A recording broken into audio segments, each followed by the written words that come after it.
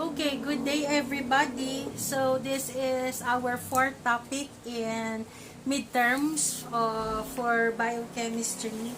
And now ito na po yung medyo toxic na part, all the metabolisms in the body. And we will have to start with glycolysis. So this lecture vlog will be divided into two parts, part 1 and part 2, because I cannot record as long as before, yung 50 minutes, masyado siyang matagal, baka mainip kayo. Nevertheless, I will try to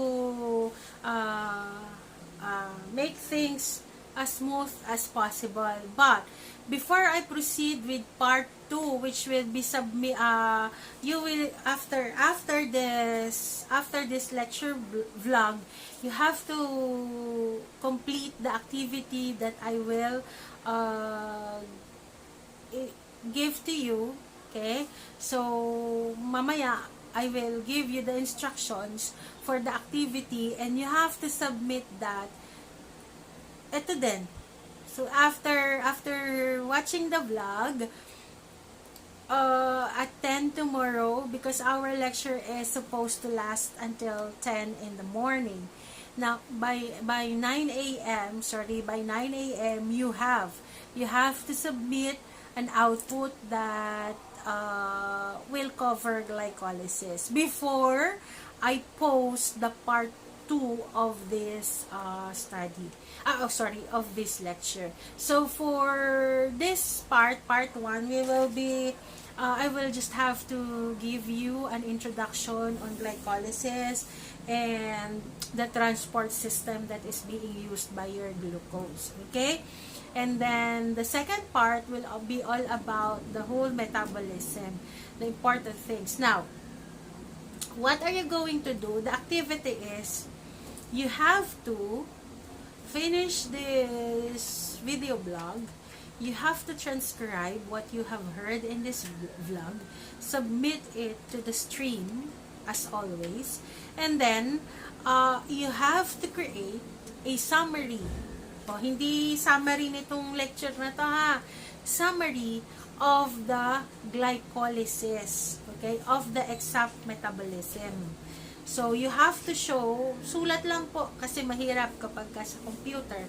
So, isulat nyo lang po sa short bond paper, the pathway of glycolysis, and you just have to explain briefly and concisely each reaction. Take note that there are 10 reactions that is happening in glycolysis proper.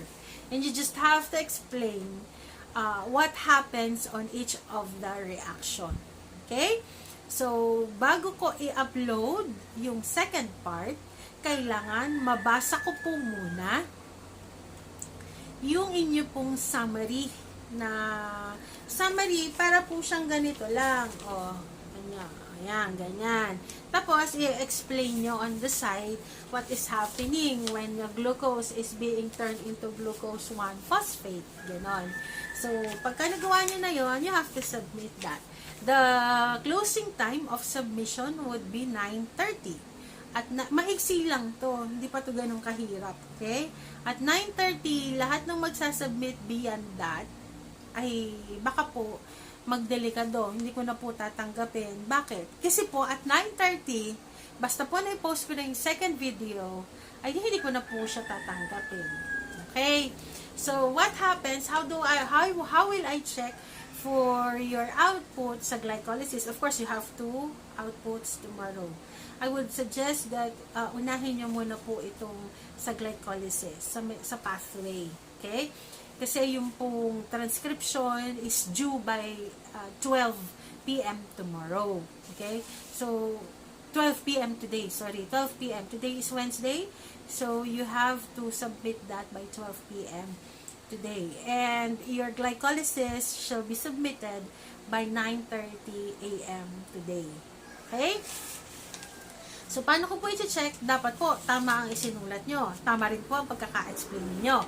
At magmamatch po siya sa video na i-upload ko. Hindi na po magkakaiba yan. Bakit po? Because we're using the same biochemistry book. Ano po? Iisa lang po ang laman ng kahit na anong biochemistry book. So, hindi na imposible na pong magkalayo pa tayo. Okay? So, let me start my lecture today. The topic is glycolysis, and I have to give you an overview of the glycolysis. Okay, so take note that glycolysis is happening in all parts or in all tissues. Okay, remember that this one is happening in the cytosol. So all of the living organism actually has this activity inside their body. It is a normal body process or metabolic process of one's organism. Okay?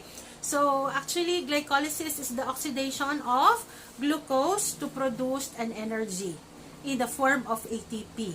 Okay? Again, your glycolysis is an oxidation of glucose to form energy in the form of your ATP. Also, in glycolysis, you produce other intermediates.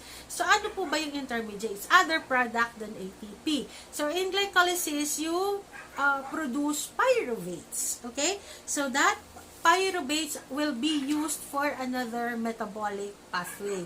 Not only that, it produce pyruvate, it also produce dihydroxyacetone. Yung dihydroxyacetone naman po ay papasok sa triacylglycerol metabolism. Okay? Now, take note that your glycolysis is the hub. Pag sinabi natin hub, focal, very important. Siya po yung sentro, okay?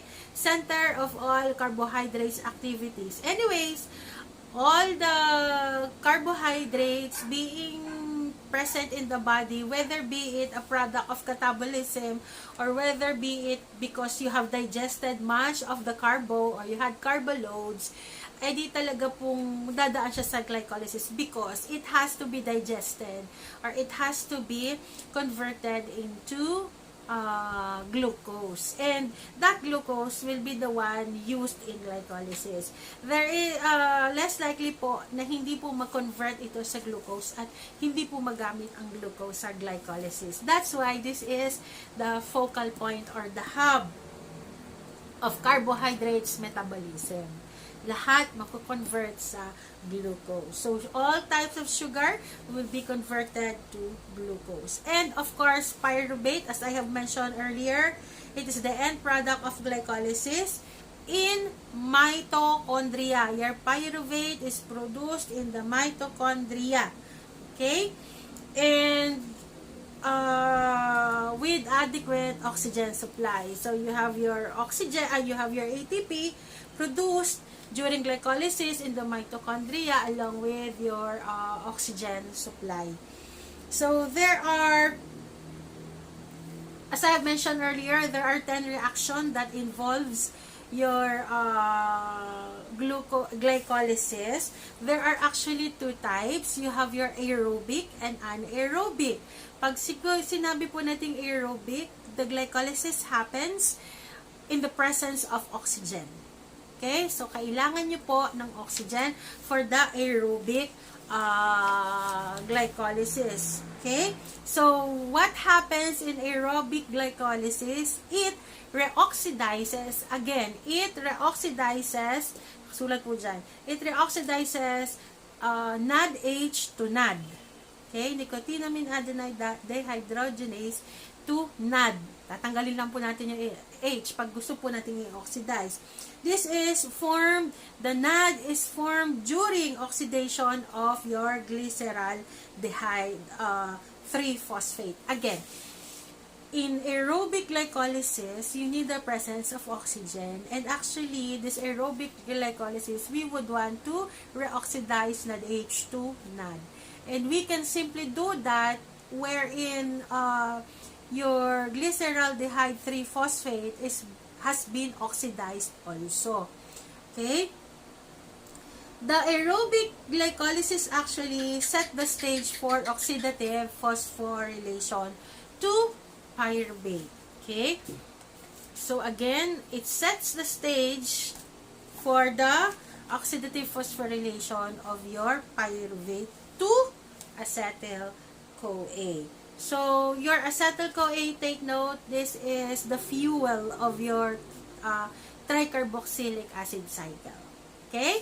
Now, Dean, pwede bang mangyari ang glycolysis in the absence of oxygen? Yes, very much. It can happen. And you term that as anaerobic glycolysis. There is an absence of your oxygen. Now, usually, what happens in anaerobic glycolysis, your pyruvate is converted to lactate. Okay? Your pyruvate will be converted to lactate as the NADH is oxidized to NAD. Again, your pyruvate can be converted to lactate as your NADH is being oxidized to become NAD. Okay, NAD. So, it produces ATP in tissue. Take note that your anaerobic glycolysis produces, kasi di ba sabi nga natin, kapag pagka glycolysis, we would want to produce ATP.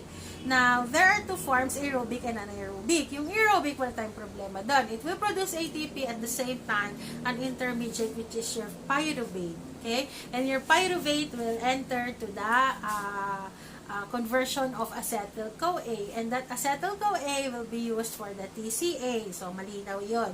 Yung anaerobic glycolysis, wala kang oxygen. But then again, you have to produce an ATP. So, you produce ATP at the expense of the pyruvate, turning it into lactate. So, it will turn into lactate once there is an oxidation of NADH and NAD. So, when does anaerobic glycolysis, when or where does your anaerobic glycolysis happens? Sabi natin, pag walang, this is happening in the absence of your oxygen. Now, your what do you call this? Your anaerobic glycolysis produces ATP in tissues without mitochondria. Again, anaerobic glycolysis produces ATP in tissues without mitochondria. Ano po ba yung mga walang mitochondria? RBC, for example, wala po yung mitochondria. And some parts of your cornea. Okay? So, those are the parts where ATP is being produced through anaerobic glycolysis. Din sa muscles, can it happen? Yes. Basically, in the muscles at a regular or normal state, aerobic glycolysis po ang meron. Aerobic. Kasi may mitochondria naman siya and all. But what happens if you already have that oxygen depletion? Yung mga athlete, okay? Yung mga athlete. So, bakit sila nagkakaroon ng anaerobic glycolysis? Because the oxygen is already depleted. Lalo na yung mga runners, nakatakbot sila, hingal. So, ubusan na sila ng may oxygen depth, yung muscles nila. So, but the muscle has to move still. Okay? So, it has to react still. So, what happens is that they undergo anaerobic glycolysis. Therefore, when an athlete is tired and has oxygen depletion already, but the ATP has to come in to power up all the muscle cells, it has to still create your ATP by anaerobic. Tandaan, sa anaerobic glycolysis, ang pyruvate, nagkakaroon ka ng lactate. And when there is an increase of lactate, you experience lactic acidosis. So, paano pagka mataas yung lactate mo? Then, that's the time na ma-experience mo na may cramps ka, yung pinupulikat ka. Ibig sabihin, there was an oxygen depletion and the glycolysis has to happen in the absence of oxygen. Therefore, you produce more lactate. And when there is so much or too much deposition of lactate, then it can cause lactic acidosis. Magkakos ka ng muscle cramps. Okay? So, ayun yan. Now, of course, take note that your glucose cannot readily penetrate your membrane. Therefore, your glucose has to be transported into cells. So, pag sinamaling transported into cells, meron po silang carrier. There are actually two types of carrier. Okay? You have your sodium and ATP independent transport system. Again, sodium and ATP independent transport system, and the other one is sodium and ATP co-transport system. So, dalawa po ha. Sodium and ATP independent transport system, and sodium and ATP dependent co-transport system. So, let's discuss the first one. The one that is independent, the sodium ATP independent transport system. This is more of the passive diffusion or passive diffusion. Actually, ang glucose is always undergoing facilitated diffusion, either passive or active. Ang point, kailangan nyo pa ng carrier. So, it follows. When there is sodium, there will always be sugar. Okay? So, kasi yun yung carrier ni glucose, sugar. Kasi alam naman natin na si sodium, go back to your anatomy, di ba? Yung sodium nyo will enter the electrogradient membrane. So, laging ganun yan. Okay? So, going back. Pahinga lang konti. So, again, this is passive. Okay? Passive diffusion po ito. Now, take note that in the sodium ATP independent transport system, you have glucose transporter. Yung glucose transporter, look above, ang tawag po dyan ay GLUT. GLUT, capital all caps. Glucose, that will stand for glucose transporter. So, ang glucose transporter mo has isoforms. When we say isoforms, meron po yung 1, 2, 3, 4, 5, 6, 7, 8.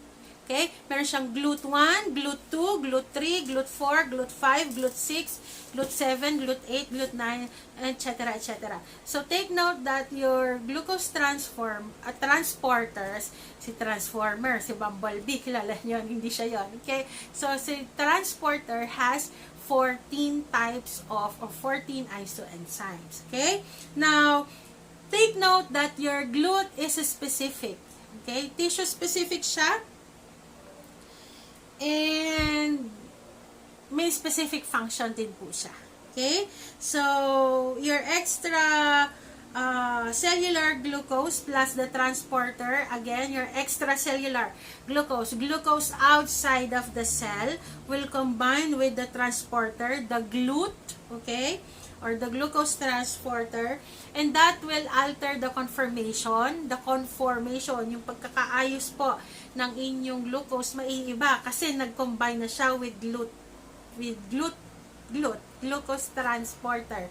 So, therefore, it could easily passes through a cell membrane. And you call that facilitated diffusion. Ito po ay passive ha. Pagka independent, this is passive diffusion. Okay?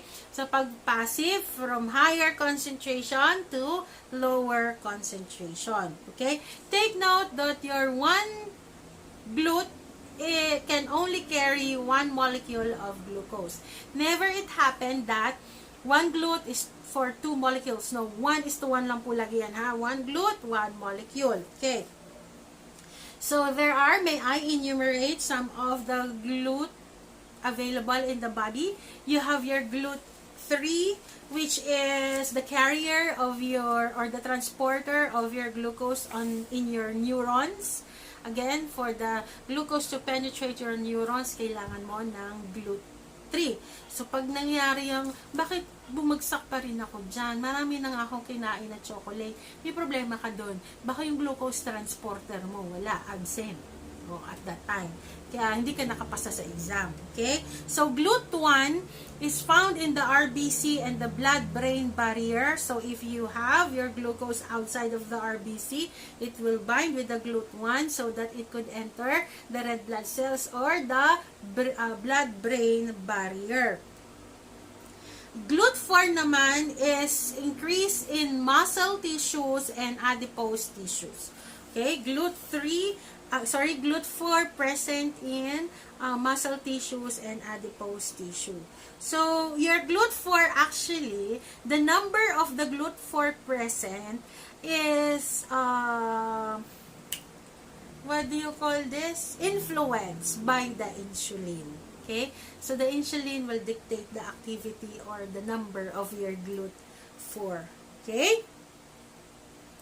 GLUT2 is the transporter in your liver, kidneys, and pancreatic beta cells. Again, your GLUT2 is your glucose transporter in the liver, kidney, and pancreatic beta cells. Okay? So, as I have mentioned kanina, they have a specialized function. Okay, so again, GLUT1, 3, and 4, glucose uptake for blood, that's possible, even if I have stated that 1, 3, and 4 has their specificity, but in sometimes they could actually assist in the transfer of glucose or transport of glucose in the blood. For 2, you can use your GLUT2 for the liver and the kidney. So, your GLUT2 will facilitate of going in of glucose when there is an increase, and going out of the kidney when there is a decrease. Diba kapag marami kang blood, mataas ang blood sugar level mo sa blood. So, kailangan ang reaction ng katawan mo, ay, dalhin natin itong iba sa liver para mas maano natin. So, GLUT2 yun. The GLUT2 will attach the excess glucose and then it will bring to either to the liver or to the kidney. And of course, kung halimbawa, gutom ka na, wala kang makain, wala kang mabilhan kasi quarantine, wala, sarado, paano bang gagawin? Okay lang yon. Kasi ang gagawin naman ng GLUT2, yung glucose na nandun sa liver mo, ilalabas naman niya para hindi ka maka-experience ng hypoglycemia. Okay? GLUT5. Take note, GLUT5. Glucose transporter 5 is intended for the carrying of your fructose. Sa fructose po siya ha, fructose. Fructose carrier siya. Actually, hindi siya GLUT5.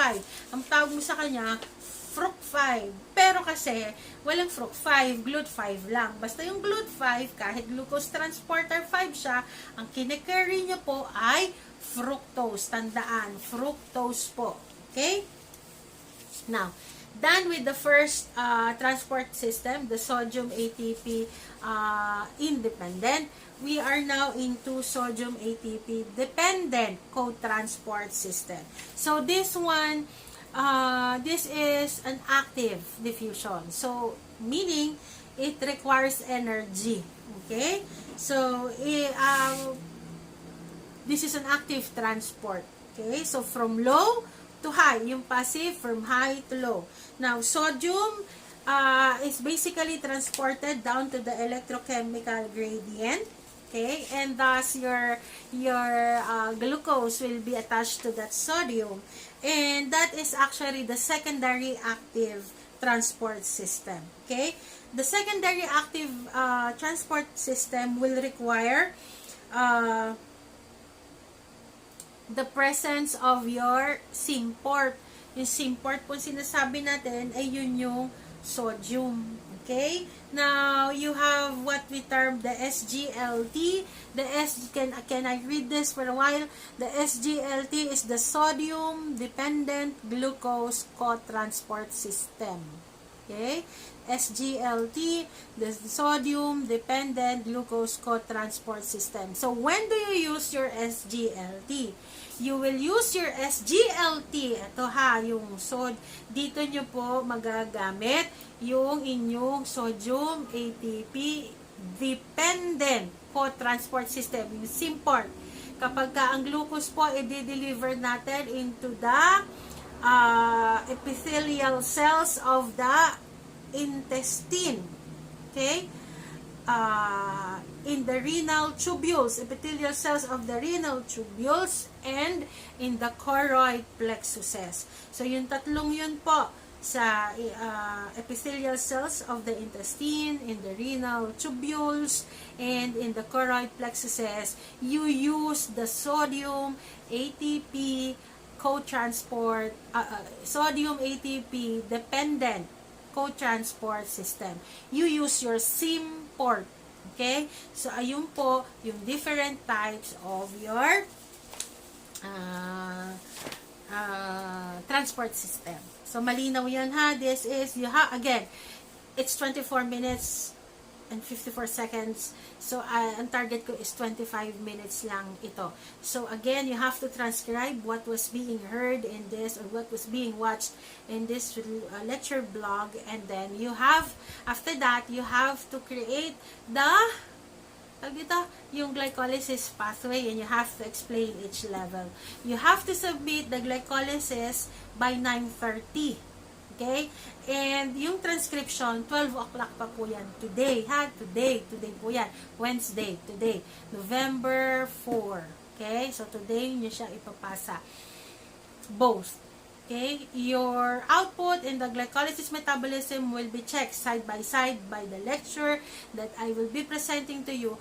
Pagka po, na-post ko na po ang aking lecture ng dito sa YouTube, no, sa vlog, ay di ibig sabihin po, wala na po kayong points doon. Kasi syempre, maaari po, yung ipapasa nyo beyond that, ay doon yun na po kinuha sa lecture ko. Okay? That is actually equivalent to your quiz. O, di ba? Para wala tayong dayaan. Partida yun sa inyo. Okay? Partida yun. Kasi I know for a fact that when we're doing the exam, lahat na lang na reasons na doon, naririndi na po ako sa reasons that we knew. Naririndi na po ako dyan, hindi man tayo sa Toto, no? So, because of that, I have decided to ask you to create the glycolysis. You have to explain each level, brief and concise. You have to include the pertinent information, okay, on that part. Pagka po hindi nag-match sa akin, alam na this, ha? Hindi naman na po magkakaiba pa ang ating output kasi po, pare-pareho naman po ang libro ng Biochem. Okay, do I make myself clear? I am already at my 26 minutes and 49 seconds, so I have to cut this off. Watch this, have a transcription, and create the glycolysis pathway and explain. Thank you and have a nice day.